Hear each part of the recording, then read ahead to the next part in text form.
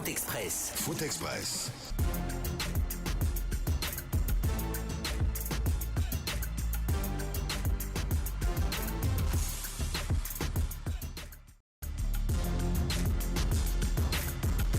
La belle génération du Sili national local est-elle en train de se désintégrer par des destinations exotiques et surprenantes? Pourtant, ils ont terminé au pied du podium du CHAN qu'ils ont éclaboussé de leur talent. Certains avaient même rendez-vous avec les étoiles. Mais voilà, quelques mois seulement après le CHAN, cette génération dorée qui pouvait et devait faire du monde leur petite maison s'égare par des choix plus surprenants que malencontreux.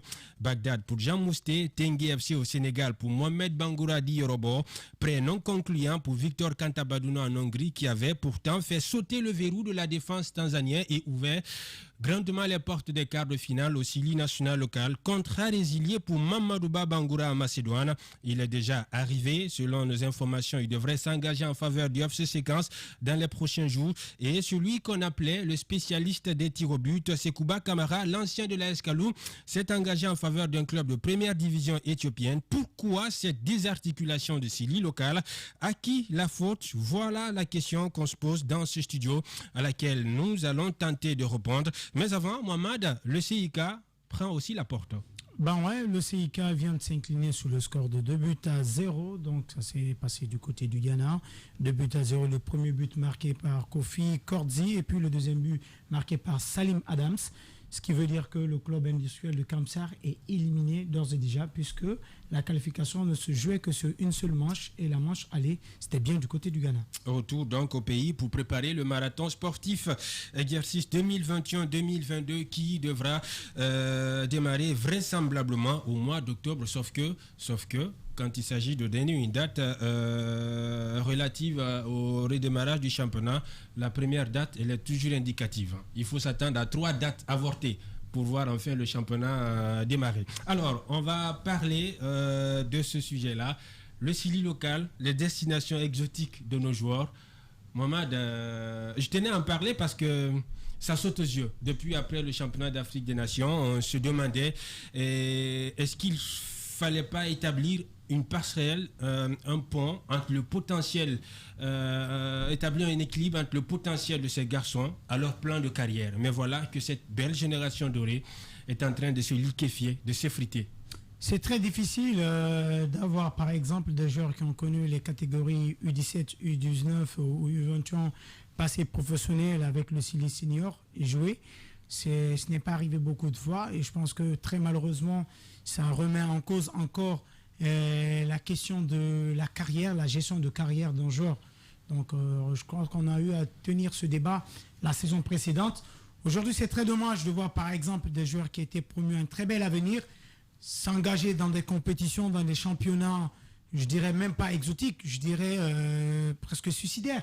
Quand vous voyez par exemple Jean Mousté qui quitte le AFIA, c'est vrai, avec beaucoup de rififi autour de son départ, mais qui n'a pas trouvé mieux que de s'engager par exemple en première division irakienne. Et c'est très compliqué. D'ailleurs, son club est classé 16e du championnat, parce que le championnat irakien de première division, c'est 20 participants, 16e sur donc 20. Je pense que c'est très compliqué. Et on parlait justement de Victor Kantabadouna qui avait fait de belles heures du côté du Wakria, qui était très régulier dans le tableau des meilleurs buteurs du championnat guinéen. Et aujourd'hui, qui a été prêté, qui est ensuite revenu avec toutes les déclarations qu'il a eues autour. Le club ne veut pas me lâcher, partir et ainsi de suite. Mais à un moment, il faut qu'on se regarde et que l'on se dise la vérité. Lorsque vous êtes en prêt avec option d'achat, c'est-à-dire le club qui a demandé votre prêt souhaiterait vous acheter si vous faites des preuves. Malheureusement, ce n'a pas été le cas. Je pense que c'est pourquoi le joueur s'est retourné encore donc en Guinée. Après, on parle aussi, on pourrait même remonter jusqu'à l'époque de Djibril Franny Touré, aujourd'hui également, qui a été prêté par Watford dans le championnat de 2e division en Autriche au SV Homme. Je pense que tous ces joueurs-là, quand même... Lui, il est éternellement prêté. Je pense que pourtant, on l'avait par exemple annoncé du côté du championnat allemand. On parlait d'un certain moment qu'il était même dans le tuyau du Borussia Dortmund. Et très malheureusement, ça n'a pas su se concrétiser. Je le redis encore, ça remet sur la table la question de la gestion de carrière d'un joueur. Et très malheureusement, chez nous, on n'a pas encore obtenu de très bons résultats. Parlant aussi, par exemple, de Morlaï, c'est vrai aujourd'hui qu'il y a beaucoup de personnes qui souhaiteraient le voir s'envoler, mais à quel prix? C'est la grosse question que je me pose.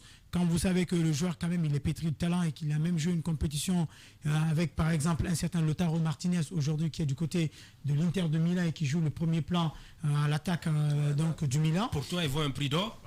Bon, là n'est pas la question. Aujourd'hui, c'est de savoir pourquoi les joueurs guinéens, promus un bel avenir, n'arrivent pas à trouver des clubs de première division en Europe ou alors de grands clubs de première division. Pourquoi au bout de 5 ans, on ne parle plus d'eux?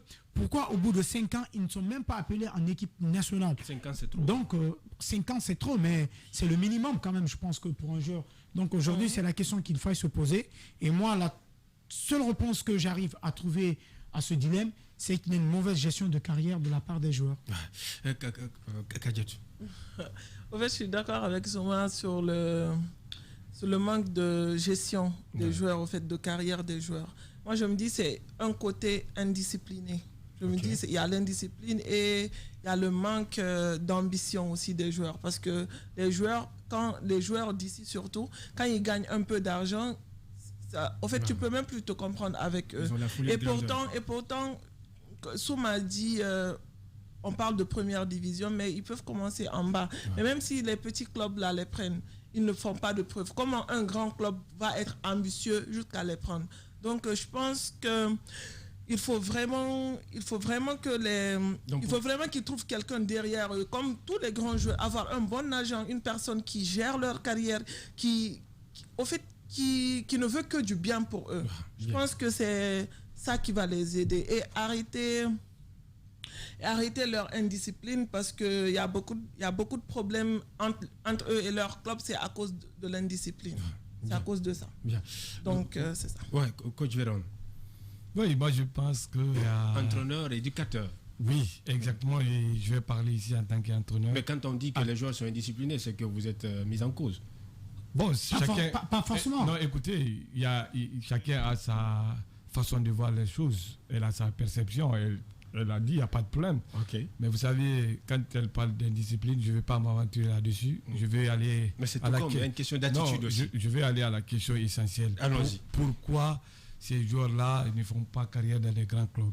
Je pense qu'il y a plusieurs facteurs qui sont liés à cela. Le premier, d'abord, on parle de manque de formation. Qui parle d'un joueur bien formé, tu parles des formateurs, nous. Est-ce que ces formateurs-là sont bien formés? Non, vous n'avez pas de diplôme. Écoutez, c'est autre chose. Je vais parler de la formation. Là, accepte que je t'aide, là, coach. Écoutez, on a dit en matière de coaching, il y a ce qu'on appelle le diplôme de compétence. Et comme voilà, je vous laisse finir. J'ai toujours eu la courtoisie de vous écouter. Ok, d'accord. Même si on s'attaque à mes joueurs dans ce studio, on les qualifie d'indisciplinés. Mais je pense, moi, alors que chaque joueur est à l'image de son entraîneur, je ne suis pas en train de le montrer ici. D'accord. Vous devrez souffrir de m'écouter.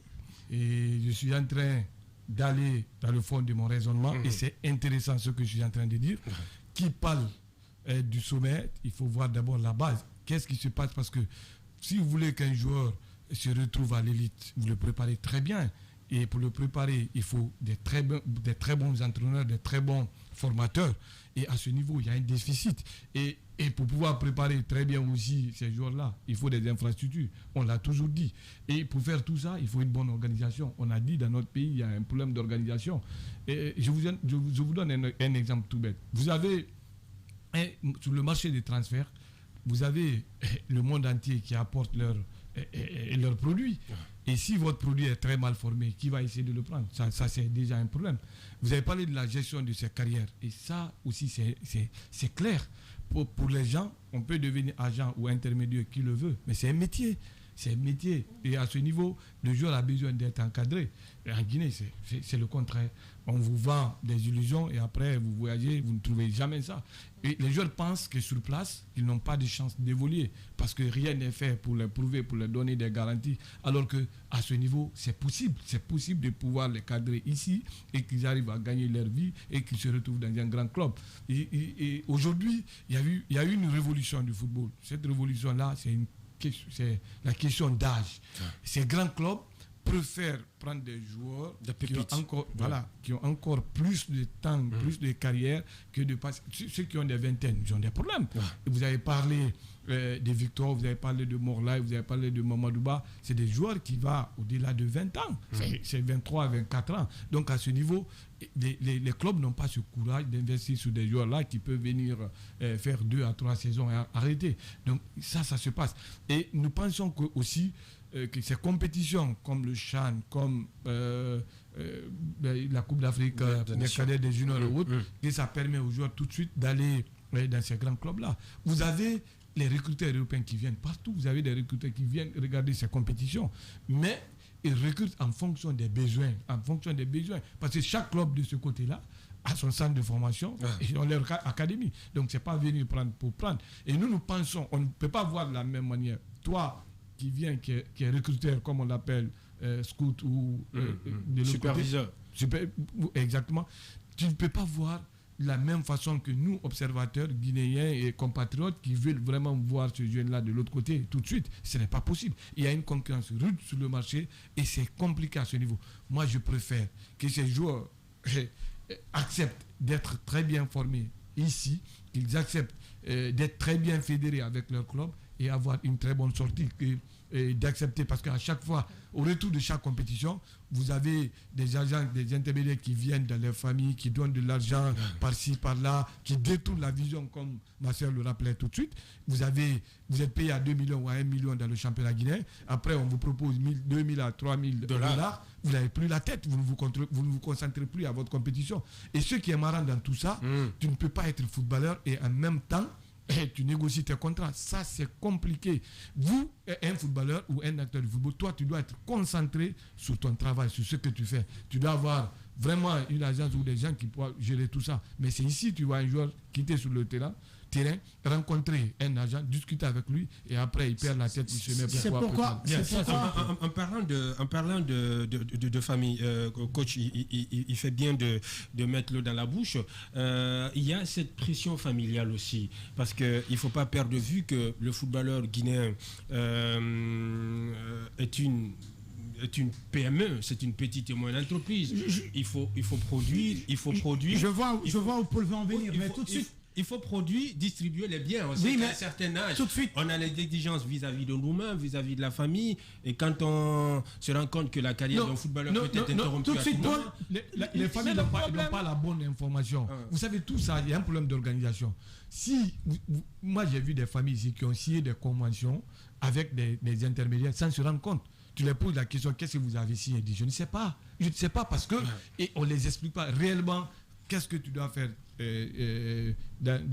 comment tu dois conduire le plan de carrière de ton enfant. Parce qu'en matière de sport, généralement, tu as ta famille biologique, mais tu as ta famille sportive. Il y a une famille sportive qui doit pouvoir te suivre, qui doit pouvoir donner la bonne information à la famille. Mais ce n'est pas ça. Avec l'extrême pauvreté, les gens, dès que tu tends un peu d'argent, ça ne se contrôle plus. Ça se contrôle plus. Tu as parlé tout à l'heure de Fagné. Ça a été son cas. C'était incompréhensible que tu deviens meilleur buteur du CAN et que tu reviens au pays, tu as des difficultés de rejoindre de l'autre côté. C'est pas parce qu'il n'y a pas eu de club, c'est pas parce qu'il n'y a pas eu de proposition, c'est parce qu'il y a eu des agents. Il a mélangé les agents. Exactement, qui sont venus retirer des passeports par-ci, par-là, qui ont signé avec la famille, qui ont fait des cadeaux empoisonnés et finalement le garçon. C'est pourquoi, si vous me laissez développer, j'ai parlé de gestion de carrière d'un joueur. En fait, pour moi, dans la gestion de carrière d'un footballeur, ça ne s'arrête pas que seulement sur les résultats sur le terrain, mais il y a aussi cette bulle que tu dois construire autour de toi, les personnes avec lesquelles tu dois partager tes secrets professionnels, les personnes avec lesquelles tu dois recevoir de conseils, les personnes avec lesquelles tu dois partager, bref, l'ensemble de ta carrière. Et je pense qu'aujourd'hui, le football n'est pas de la vie. Je pense qu'aujourd'hui, c'est ça la difficulté. Vous avez par exemple un joueur qui se retrouve du côté du Warrior, il sait que le Warrior quand même est un club qui a une structure fondamentale qui tend vers le professionnalisme, mais le joueur, il essaie de surpasser cette institution pour se dire, écoutez, moi j'ai envie de partir, j'ai envie de voir ailleurs. Je pense que ça fait beaucoup de départs comme ça quand on prend le cas de Paye Camara. Au point d'entrer en classe. Paye Camara, par exemple, je te rejoins. Les joueurs n'ont pas confiance aux institutions aujourd'hui qui gèrent leur carrière, et là c'est très grave. Et pour dire que ce que Mohamed est en train de dire, c'est une réalité, tu as des joueurs qui viennent signer des contrats de 3 ans, le contrat n'est même pas à terme, ils viennent, ils se permettent de dire je ne veux plus rester. Je ne veux plus rester. Et au moment où il signe le contrat, il a reçu les primes de signature, il a vu le salaire, on l'a proposé, il a tout accepté, et par après, parce qu'il a vu plus grand, il oublie tout simplement le contrat. Et je pense que dans ce partage de responsabilité, la presse sportive guinéenne également a beaucoup une part dedans. De responsabilité. Parce que comment ça, Mohamed? J'étais quand même étonné de voir des confrères concernant par exemple le cas Morlaï faire des publications allant dans le sens qu'il faut le laisser partir. C'est un joueur issu d'une famille pauvre qui a besoin de faire des rentrées. Mais attendez, quand mais oui, non, mais il a raison. Là, on ne parle plus. Non, s'il vous plaît. Là, on ne parle pas. Pour une fois, non. Pour une fois, quand c'est un journaliste sportif, il y a des règlements de compte à ce niveau. Quand c'est un journaliste sportif, ça c'est une autre paire de manches. Quand c'est un journaliste sportif qui parle comme ça, je me dis que c'est très grave parce que lui, au moins, il est beaucoup plus informé du process que ça doit prendre, par exemple, pour le départ d'un joueur, jusqu'à ce qu'il se retrouve dans l'élite du côté occidental. Je pense qu'il est beaucoup plus imprégné de ces réalités que, par exemple, la mère de Morlaï ou le père de Morlaï qui n'attendent que de voir leur enfant prospérer. Peu importe par quel moyen, eux, tout ce qui les intéresse, c'est le résultat. Mais comment arriver à ce résultat? Le journaliste sportif, au moins, lui, il le sait. Et c'est très dommage que, par exemple, des confrères ont tenu de tels propos sur la toile, ont même, je crois, encouragé le joueur à partir au front avec le Orea pour qu'il puisse avoir un départ. Je vais vous faire juste un rappel bête de quelques départs comme ça. Vous n'avez pas Camara. Aujourd'hui, qu'est-ce qu'il est devenu? Il était promis pourtant un avenir plus grand que ça. Vous avez par exemple, ça me fait toujours mal de citer cet exemple-là, vous avez Pepe Guilavogui qui a été élu 2 fois meilleur joueur du championnat guinéen, qui est parti du côté de Rayo Vallecano, qui est parti du côté de l'Atlético Madrid, qui a même eu... Mais aujourd'hui, qu'est-ce qu'il est devenu? C'est parce qu'à côté, tout simplement, il y a eu quelques petites personnes qui lui ont donc soufflé des choses à l'oreille pour dire vas-y, fais ceci, sans oublier aussi, sans omettre la responsabilité de ces agents-là qui viennent sur place des agents véreux, voilà, des vendeurs d'illusions. Mais moi, aujourd'hui, puisque l'occasion se présente, parlons par exemple du cas Morlaï. Qu'est-ce qui va pousser le joueur à aller au front avec son équipe, avec son club, pour aller... voilà, je pense que d'ailleurs, le bon sens voudrait que lorsque vous voulez qu'une équipe européenne, par exemple, vous accorde assez juteuse, des sollicitations qu'une équipe européenne, par exemple, vous accorde assez de crédit, assez de sérieux, il va falloir que vous fassiez les choses ne rêvez pas les parce que souvent le lobby, c'est ces journalistes sportifs d'abord qu'on rencontre, on les propose, d'autres sont... Ne rêvez pas les Paul, on sait comment ça se passe. Il y a des pots de vin qui tombent et après il y a des gens qui sont là, qui soutiennent le projet, même s'ils savent que ce n'est pas bon pour le football. C'est pour vous dire que... Quand vous avez à négocier avec un joueur, faites-les dans les règles de l'art. Passez par le club, passez par son agent, que de passer par sa famille. On a un problème d'organisation. Vous allez voir, les jeunes qui sont au niveau de l'académie Antonio Soare, ceux qui sont au niveau de l'académie, qui seront dans l'académie KPC, d'ailleurs qui vont démarrer les entraînements demain, ces jeunes-là ne vont pas faire ces bêtises pareilles parce que déjà, ces jeunes vont se retrouver dans un cadre. On va les expliquer comment, psychologiquement, on va travailler sur eux, techniquement, on va travailler sur eux, et tout ce qui concerne les entraînements et autres, ils auront ça. Et on va former des hommes responsables qui vont avoir la capacité de réfléchir. Ce n'est pas comme si on pêchait un joueur dans la rue. Et ça, c'est la différence. Aujourd'hui, il y a un facteur important que Paul a soulevé, mais il ne veut pas qu'on développe. Vas-y. Non, allez-y. Nous savons tous l'arme fatale dans notre pays aujourd'hui. Si les gens veulent s'attaquer ou réussir un projet, mais on s'adosse à la presse. On pense que si tu veux régler une situation, il faut passer par la presse. Et ces agents, ces intermédiaires, ils ont cette notion. Avant de venir débloquer ou s'ils lancent leur mission, ils viennent d'abord voir certains journalistes sportifs qui sont contre. Et peut-être la personne qui a son intérêt. Écoutez, quoi contre ces journalistes? Non, qu'on le fasse dans la recherche. Donner le relais de l'information n'est pas grave. Mais lorsque vous le faites dans une intention de redresser le genre dans son corps pour qu'il quitte, c'est très grave. Dans un pays où tu as des journalistes sportifs qui défendent que Antonio Soare, tu as des journalistes sportifs qui sont avec Salif ou Supervieux, tu as des journalistes sportifs qui défendent l'autre secrétaire général, qui font des trucs, mais c'est compliqué. Tu ne peux pas avoir le courage de dire la vérité. Ce qu'on est en train de dire, chaque acteur du football ou du sport a sa responsabilité. Parce que chacun y voit son intérêt, pas l'intérêt du football guinéen. Je l'ai dit à quelqu'un, je dis, vouloir servir le football, c'est se mettre au juste milieu, à un bon endroit, dire la vérité à qui le droit, ou à qui veut l'entendre. Mais penser prendre une position, parce que toi ça t'arrange, je pense que c'est pas... Là, c'est se servir du football. Je suis entièrement d'accord avec toi. Quand vous partez sur la page de certains journalistes se disant journalistes sportifs, si c'est des journalistes en sport ou c'est des journalistes sportifs, je ne connais pas la différence, mais je pense bien que nous savons tous la vérité. La vérité voudrait que les transferts, en ce qui concerne la transaction, ce qui se passe en Guinée, que ça se passe comme ça se passe ailleurs. Mais on veut, et ça va même profiter au football guinéen, parce que les institutions sportives seront beaucoup plus renforcées par l'argent. On peut venir pêcher des gamins dans la rue en leur faisant des propositions, et après vous jouez, parce que à bataille du football, c'est le mental qui joue. Bien. Vous avez un joueur qui pense déjà à l'Europe et qui a son pied en Afrique. Je me demande sur quel terrain il peut donner, il peut avoir des performances. C'est impossible, c'est quasiment impossible. Il devient ambivalent et puis dispersé également dans ses efforts. Oui, je disais, les journalistes sportifs, ils ne doivent pas se prononcer comme ça, parce que c'est des choses... Prendre position. Prendre position. Normalement, quand tu es journaliste sportif et que tu dois publier un article qui doit être vu par plusieurs personnes, il y a des choses que tu ne dois pas dire. Parce que là, il donne raison à Morlaï au fait de se rebeller.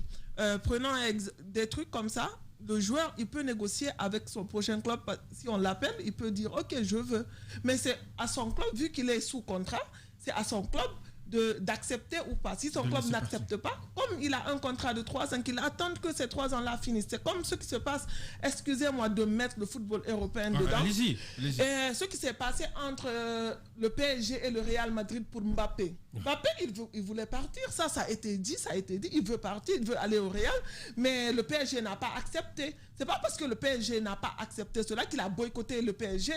S'il vous plaît, il joue, il marque et ça continue. Maintenant, quand son contrat va arriver à terme, il va partir. Ou bien si le club veut le laisser en janvier, il va partir. Donc c'est comme ça que les choses doivent se passer. Parce que si une seule personne se rebelle et on l'accepte, ça va suivre, ça va faire un rang. Donc je pense qu'il faut qu'on respecte nos institutions, il faut respecter là où tu travailles en premier, et comme ça on va te respecter. Et surtout que c'est les types c'est des cas de figure qui ont par exemple quand même envoyé une certaine image de désolation pour nous les supporters.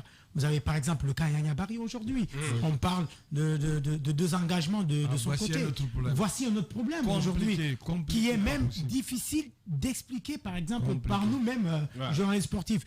Comment se fait-il qu'un joueur qui est sous contrat, par exemple, avec le Santobah, qui a été prêté au Réa, puisse encore s'engager avec un club français sans que personne n'ait vu venir ce coup? Non, ce que je sais, il n'a jamais été sous contrat avec le Santobah. Voilà encore une des raisons qui ressort. C'est très compliqué au fait. Il y a une certaine opacité autour de la gestion des contrats en Guinée qui fait de telle sorte que tous les jours que Dieu fait, on a je ne sais pas comment dire, on a des explications qui fusent de partout.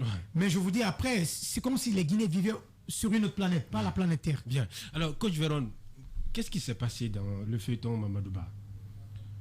Bon, c'est compliqué d'expliquer. Et tout à l'heure, ma soeur nous conseillait de ne pas tout dire.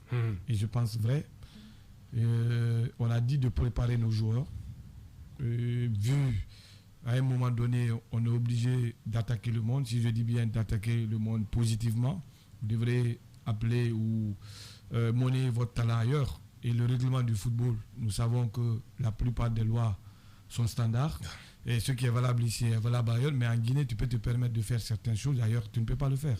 Il y a eu des problèmes extra-sportifs qui n'ont jamais été expliqués ici.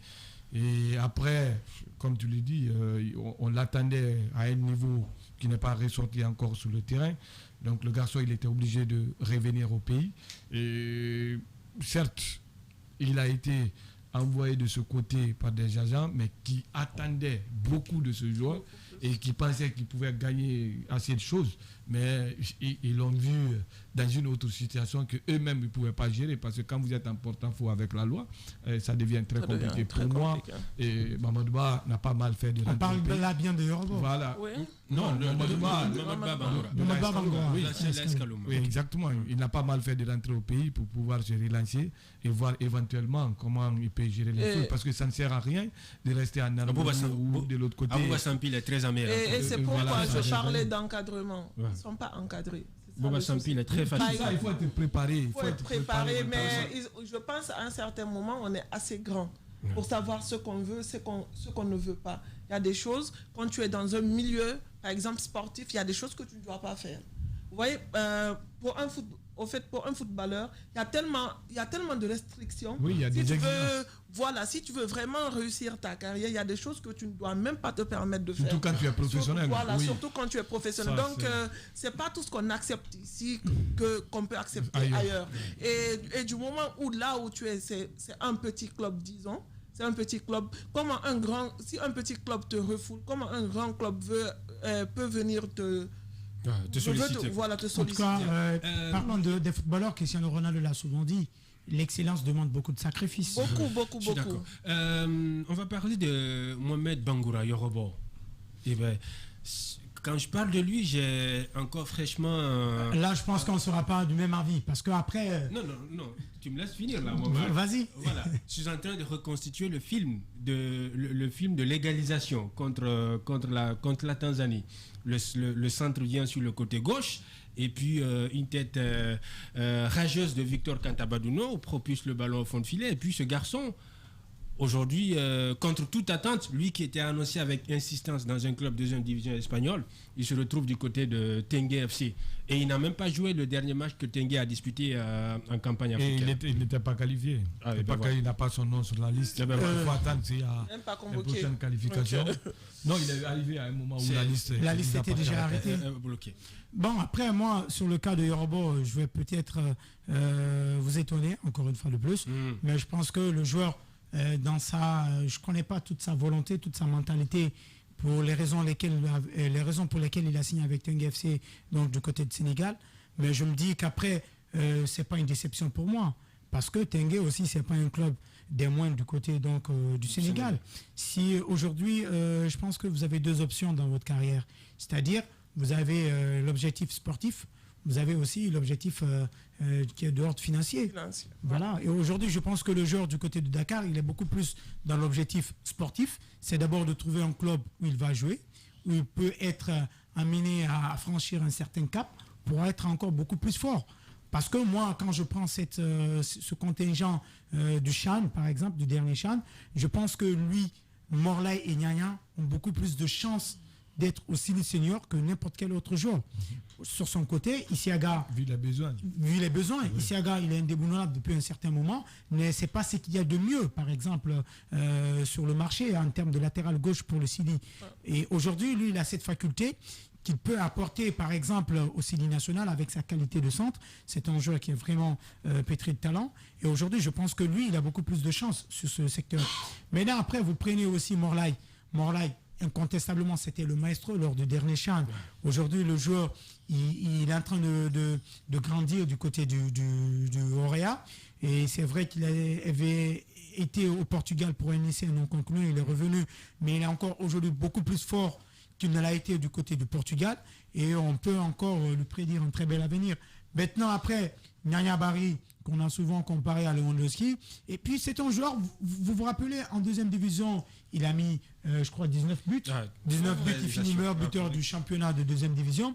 Son club est promu. Il est meilleur buteur du championnat de première division avec 16 buts, je crois. 16 réalisations. 16 réalisations. Aujourd'hui, il a marqué, il a 3 buts en CHAN. C'est un joueur quand même qui pouvait aussi, qui a connu des convocations avec le Sili Senior, qui a beaucoup pardonné au Sili Senior, mais malheureusement, son problème administratif, entre guillemets, avec le club, fait qu'aujourd'hui, c'est un joueur à qui on peut accorder peu de crédit par rapport au sérieux qu'il peut avoir dans la gestion de sa carrière. Donc, moi, parlant spécifiquement de Yorobo, je ne suis pas du tout pessimiste à son égard. Je pense qu'il est dans un objectif sportif et que ça peut le sourire à n'importe quel moment. On ne peut que lui souhaiter bonne chance. Maintenant, après, c'est différent, par exemple, de Jean Mousset qui va en Irak. C'est différent, par exemple, aussi de Momodba qui va en Éthiopie. J'oublie son nom, qui va en Éthiopie. C'est Kouba, le gardien, qui va en Éthiopie. Même s'il faut accorder aussi beaucoup de respect au championnat de ce pays. Mais je pense que c'était, par exemple, un joueur qui pouvait trouver mieux.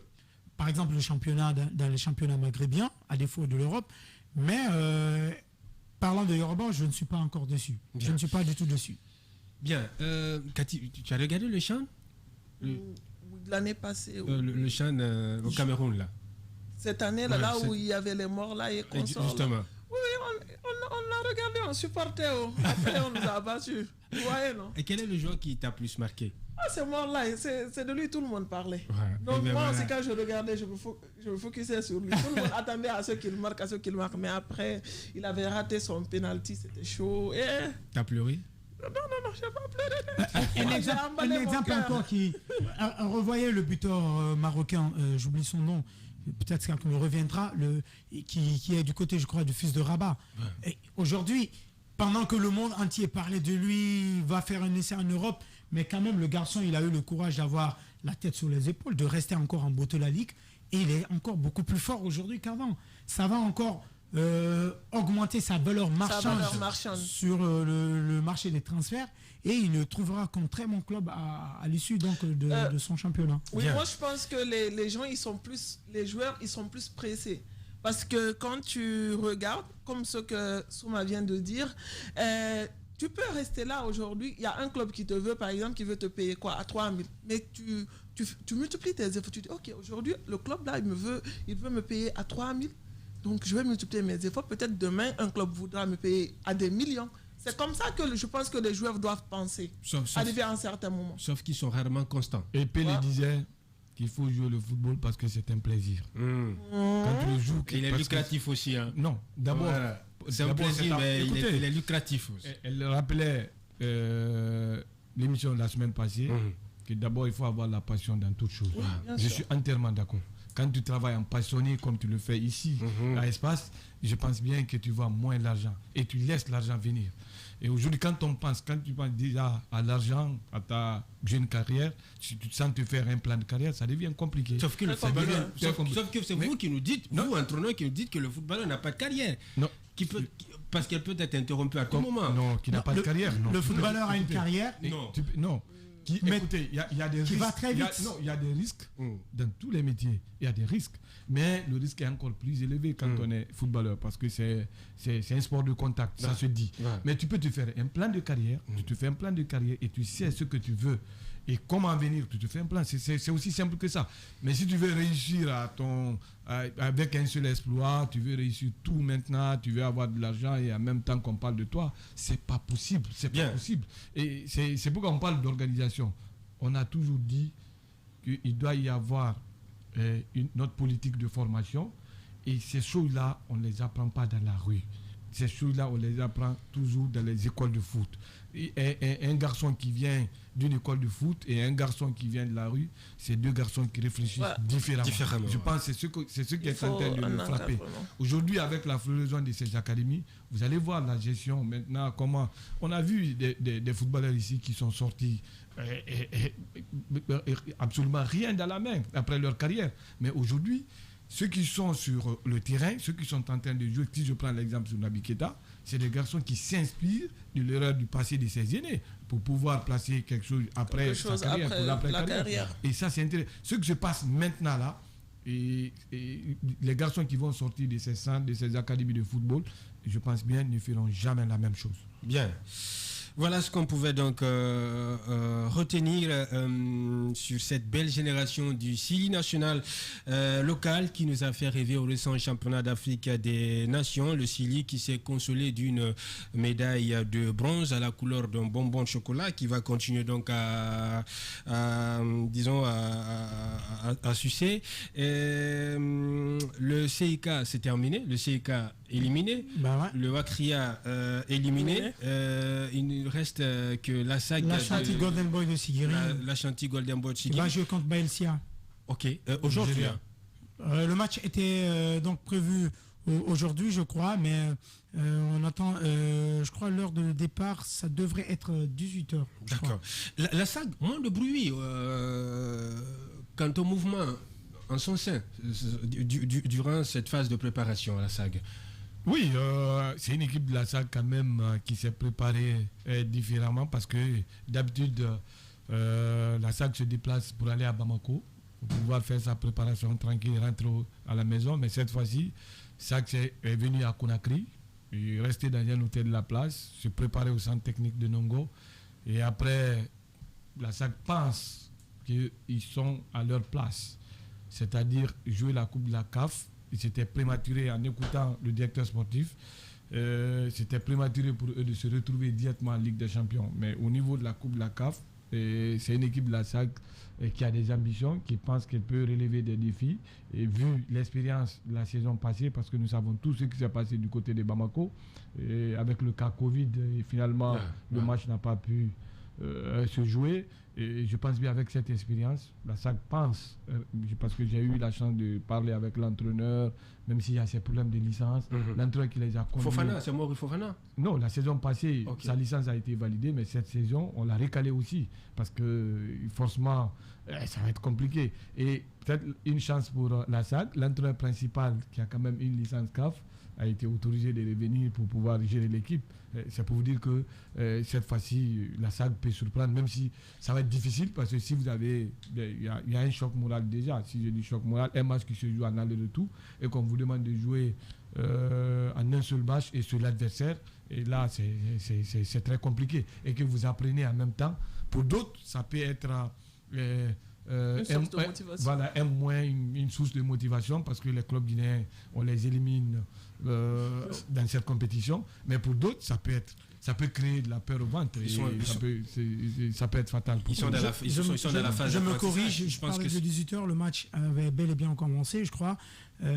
Donc à la pause, on parlait du score de 3-0 contre la SAG de la part de Baelsa. Ok. Et ben, voilà. Et malheureusement. À la pause, ça c'est à la pause. 3-0 contre la SAG. Et regardez Paul qui sourit. Non, tout. Non, tu es choqué parce que Gabi disait. Oui. Gabi avait de l'espoir maintenant. L'information vient d'un confrère Yarouga Kamara, vous savez, qui détient une page. Vous savez, on le disait ici, que tous les ingrédients étaient réunis pour ne pas que ça se passe bien. Ouais. Mais quand même, en matière de football, si tu sais déjà que tu vas perdre, il vaut mieux de ne pas aller sur le terrain. Il faut toujours garder l'espoir. Et ça, c'est normal. Ouais. Mais, bon. Sur tapis vert, ça aurait été. Non, il faut aller jouer. Non, il faut aller jouer. Parce que là aussi, ça a des conséquences. Ouais. Oui, ça a des conséquences. Il faut aller jouer. Si on s'est engagé dans la compétition, on est obligé de respecter les règles. On a moins de 10 minutes à grappiller ensemble. Au fil du temps, Mohamed va nous donner le résultat final du match de la SAG de Séguiri, qui est déjà copieusement battu sur un score très sérieux de 3-0. La SAG qui est aussi en train de prendre progressivement la porte de cette compétition après le Wakria, le club industriel de Kamsar. Paul ne s'est pas trompé de dire que tous les regards sont braqués sur le Horaire. Le Horaire? Oui, parce bien que sûr. Si vous savez comment l'indice du football change, comment c'est calculé, les 5 dernières années, ça va être compliqué. Les dernières stats ne sont pas à notre faveur. Sur les 2 ans ou 3 ans passés, c'est plus de 13 défaites avec beaucoup de matchs nuls. Et ça, c'est compliqué. Bien. Après 5 ans, on sera obligé de refaire encore ces calculs.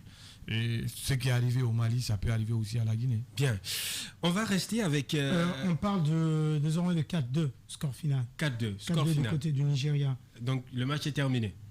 Eh bien, la SAG également battue sur un score final de 4-2. On peut, je pense qu'on peut attribuer beaucoup de situations atténuantes à nos représentants guinéens en campagne africaine cette saison. Il y a eu cette décision de la CAF. Il y a eu également la situation sociopolitique dans notre pays qui, disons, a pesé dans la balance. Il y a eu le fait que ces matchs se jouent en déplacement et sur fond, disons, d'éliminatoires directs. On va aller à la FEGIFOOT pour parler de cette conférence de presse. On a vu la conférence de presse à la Fédération guinéenne de football animée par le secrétaire général désormais secrétaire général, colonel Maurice Akoe-Kovogui, s'il était adjoint dans un passé récent. Et toi, tu ne dis pas le tout-puissant. Non, je ne verse pas dans cette grandiloquence. Tu n'es pas dans cette démagogie. Et ben voilà, secrétaire général confirmé. Et puis, à ses côtés, il y avait son adjoint qui annonçait avoir écrit à la Fédération sénégalaise de football pour permettre à la Guinée d'abriter les matchs internationaux du côté de Dakar. Oui, je pense que c'est tout à fait normal, parce que si on vous demande de trouver un lieu où accueillir vos matchs, vous êtes obligé d'analyser et aller sur quelques bases. C'est ce qu'ils ont fait. Quand vous prenez le Sénégal, on a on a la facilité, les Guinéens ont la facilité de se rendre au Sénégal, il n'y a pas un problème de visa. Et à 1 heure, vous êtes à 1 heure de Conakry, il y a d'autres, c'est un pays limitrophe, il y a d'autres habitants de la Guinée qui peuvent vraiment se déplacer même par bus pour aller quand comme même le fait le supporter Thierno Saïdou, qui a fait le Mali, qui a fait le Sénégal, la Côte d'Ivoire sur moto. Justement, et ces derniers temps, la Guinée a eu la chance quand même de jouer assez de matchs du côté du Sénégal. Et moi, je pense bien, peut-être avant la fenêtre FIFA qui est prévue normalement au mois d'octobre, si les choses rentrent en ordre, comme la CAF l'a indiqué dans son courrier, c'est bien possible que la Guinée retrouve encore ces différents terrains, ou bien le seul stade homologué qui est le stade général national Conté du Longo. C'est bien possible qu'on joue nos matchs, mais en attendant, il faut quand même dire que le Sénégal, c'est bien réfléchi, c'est bien vu. Et comme on n'a pas le choix, je pense bien qu'on ne pouvait pas faire mieux. Bien. Cathy, vous avez suivi cette conférence? Oui, je trouve que c'est une bonne idée. Du moment où on n'est pas habilité à recevoir nos matchs, qu'on trouve une autre alternative. Donc, si on a déjà l'alternative et que d'ici là, on nous permette de jouer, on n'a rien à perdre, au fait, parce qu'on a de gros matchs à préparer. Et le match contre, par exemple, le Maroc, ça sera super chaud. Oui, super chaud. Et mais bon, on espère voir la Guinée une fois dans sa vie en Coupe du Monde. Une première fois. Oui, une fois. C'est ça. Ouais, tu commences par une fois. Une fois. Je vais dire une chose, ça va être compliqué pour qu'on retrouve cette fois-ci la Coupe du Monde.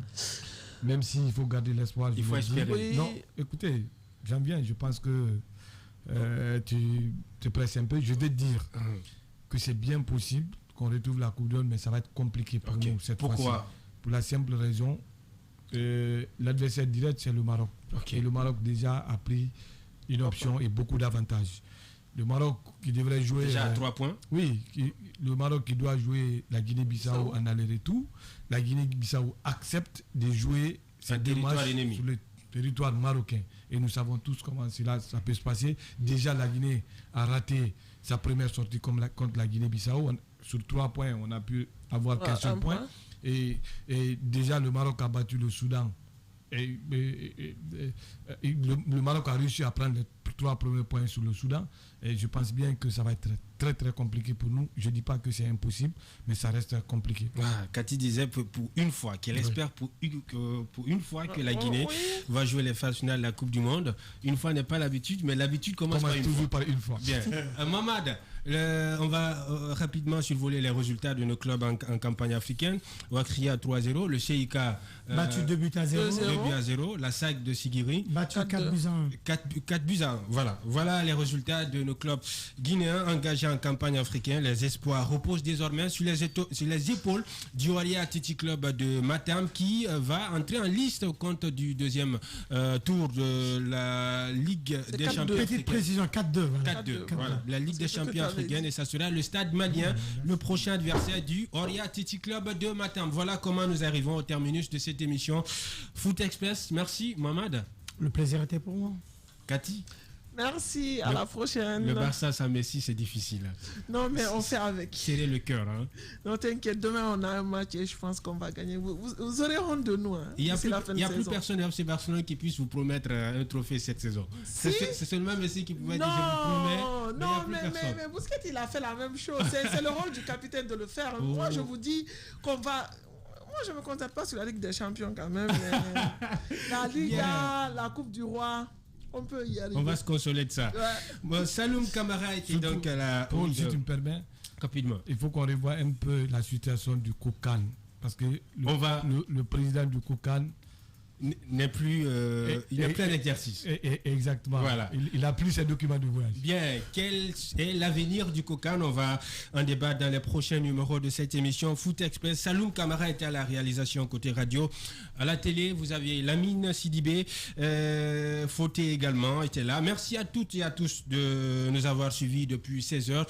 À présent, c'est la rédaction politique qui va confier sa voix à Abdourahmane Sénateur Diallo pour vous présenter le bulletin de santé de la Guinée de l'Afrique et du reste du monde. Quant à moi, je vous donne rendez-vous demain dans le plus loin des mornings, version radio avec celui qui construit sa légende au présent, Lamine Guirassi, et à la télé avec l'ange de la bonne humeur, Bad. Prenez soin de vous, où que vous soyez.